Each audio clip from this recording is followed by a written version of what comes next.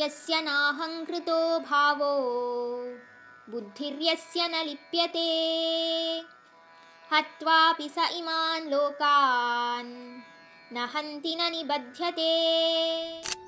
ಯಾವಾಗ ಮನುಷ್ಯ ನಾನು ನನ್ನದು ಅನ್ನುವ ಆಸೆ ಆಕಾಂಕ್ಷೆಗಳ ಅಹಂಕಾರದ ಸ್ವಭಾವವನ್ನು ಬಿಟ್ಟು ಜ್ಞಾನಯುಕ್ತನಾಗಿ ಬುದ್ಧಿವಂತ ಜ್ಞಾನಿಯಾಗಿ ತನ್ನ ಫಲಾಫಲಗಳನ್ನು ಅಂದರೆ ಯಾವುದೇ ಕೆಲಸ ಕಾರ್ಯಗಳು ಮಾಡಲಿ ಅದರ ಪ್ರತಿಫಲಗಳನ್ನು ಅಪೇಕ್ಷಿಸದೆ ಅವನು ಒಂದು ಕಾರಣಕ್ಕೋಸ್ಕರ ಮಾತ್ರ ಅದರ ಕೆಲಸವನ್ನು ಮಾಡ್ತಾ ಇದ್ದರೆ ಆಗ ಅಂಥ ಮನುಷ್ಯನಿಗೆ ಒಂದು ವೇಳೆ ಇಡೀ ಲೋಕವನ್ನು ಸಂಹಾರ ಮಾಡುವಂತಹ ಸಂದರ್ಭ ಬಂದರೂ ಅವನು ಅದರ ಕೊಲೆಗಾರನೂ ಆಗಲ್ಲ, ಮತ್ತು ಅವನಿಗೆ ಯಾವುದೇ ರೀತಿಯಾದಂತಹ ಕರ್ಮಬಂಧನಗಳು ಅದರಿಂದ ಸಿಲ್ಕಲ್ಲ.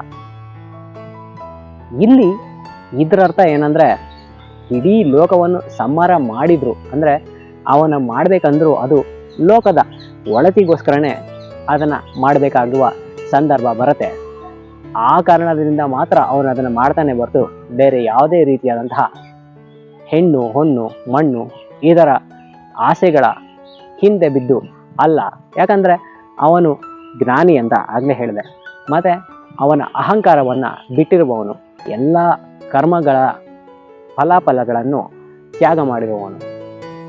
ಆದ್ದರಿಂದ ಅವನಿಗೆ ಯಾವುದೇ ಕರ್ಮ ಬಂಧನಗಳು ಸಿಲ್ಕಲ್ಲ ಅಂತ ಇಲ್ಲಿ ಭಗವಂತ ಹೇಳ್ತಾರೆ.